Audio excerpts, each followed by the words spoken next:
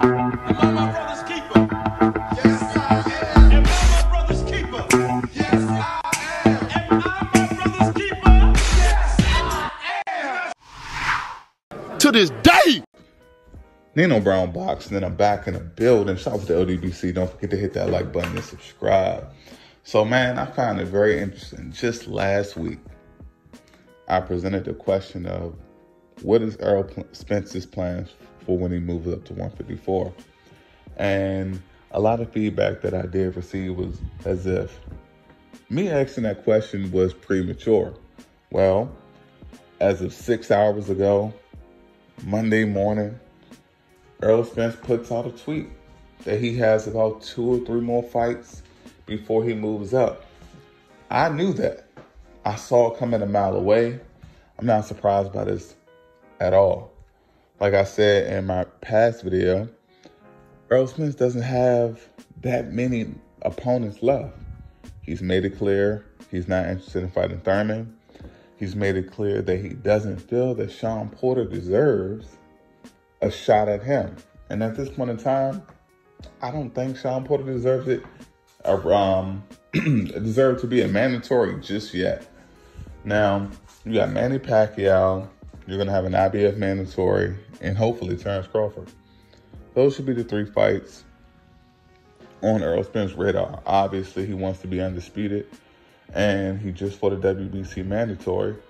Well, if the IBF calls for their mandatory, which they traditionally do, he faces Manny Pacquiao, he faces Terrence Crawford. If he's victorious, then guess what? Errol's undisputed in time to move up. But it brings a question that I presented. Well, one last point.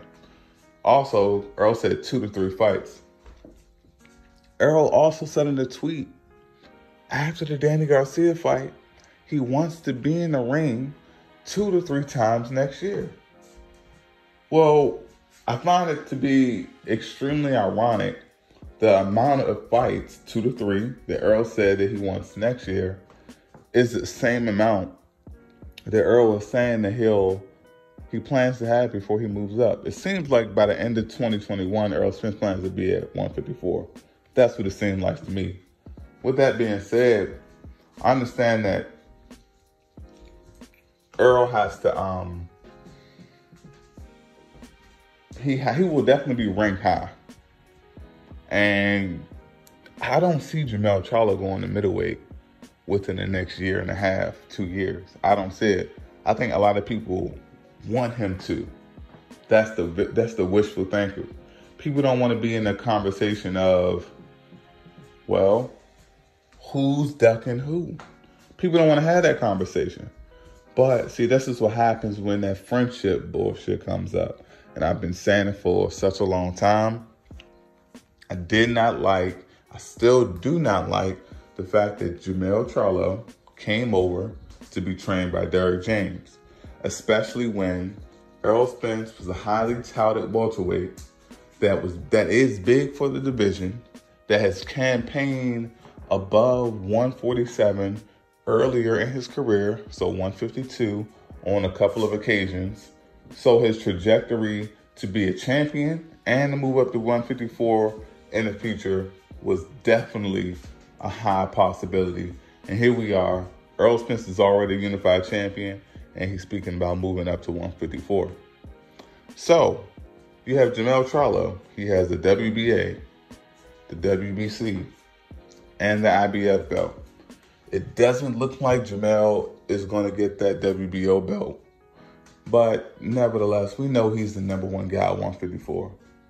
Now, 154, my favorite weight class, in recent years, has been known for giving us boxing fans some classic fights. The best guys get in the ring with the best guys. And I don't plan for that to change. And me as a fan, how I speak out on this topic, it won't change because Errol Spence and Jermell Charlo are friends and they're in the same division. So it's going to go one of 2 ways. It's going to be a duck situation of, no, I don't want to fight my friend. Now this is shit that, hey, if Danny Jacobs and Sergey Deverenchenko, who share the same trainer, can face each other. And if Jermell Charlo and Errol Spence share the same trainer, they can face each other too. People want to talk about, well, that's different. No, the shit's not different. It's just not different at all.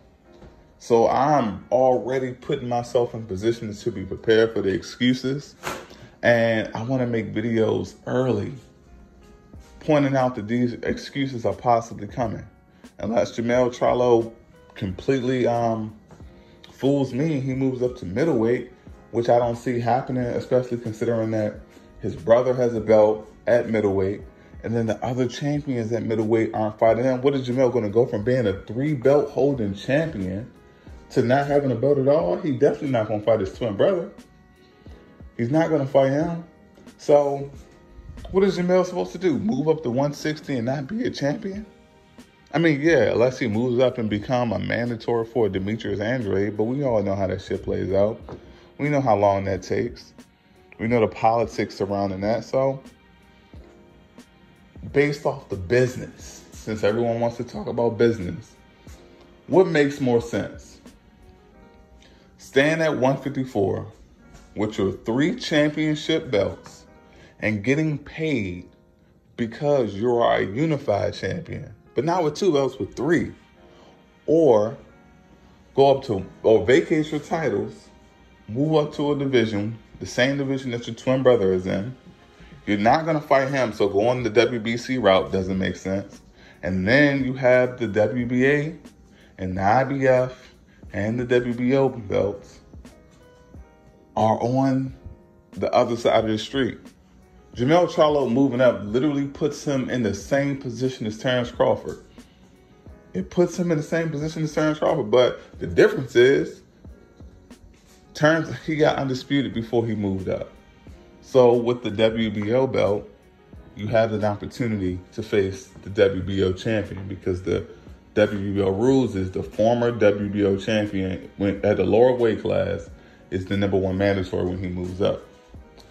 Jermell Charlo doesn't have that option, so he won't have a shot at the WBO title, and he won't have an immediate shot at the rest of the belts as well.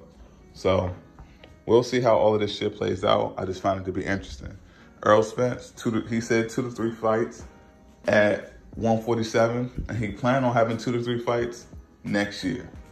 That leaves me to believe it's about a year left for Errol at welterweight, and I'm happy about it. 154 should get cracking, and I want to see how Errol Spence is in a bigger weight class with more weight on his frame and see how he feels out. Obviously, he's not going to go up there and challenge for a title right away. But you have a unified champion, especially if he becomes undisputed, it'll definitely put him in the position where he has the opportunity to make some noise. Now, this is the part that gets very interesting now. If Errol Spence beats Terrence Crawford, Errol Spence becomes the WBO mandatory. So let's just say the same guy, Patrick Teixeira, has the belt, right? Errol Spence, I'm sure Errol Spence will take that WBO 154 belt from Patrick. Cool. So are the fans telling me that we're not going to push for Errol Spence versus Jermell Charlo for undisputed? I know, I'm diving far into the future, but let's just put everything into perspective. See, this is the type of situations I like to happen to see if people are really boxing fans or they just fan the fighters. But we'll see how all this shit plays out. Errol Spence made it known 2 to 3 fights left at 147, and he also said 2 to 3 fights for 2021. It's Nino Brown Boxing. Shout out to the LWBC, and I'm out.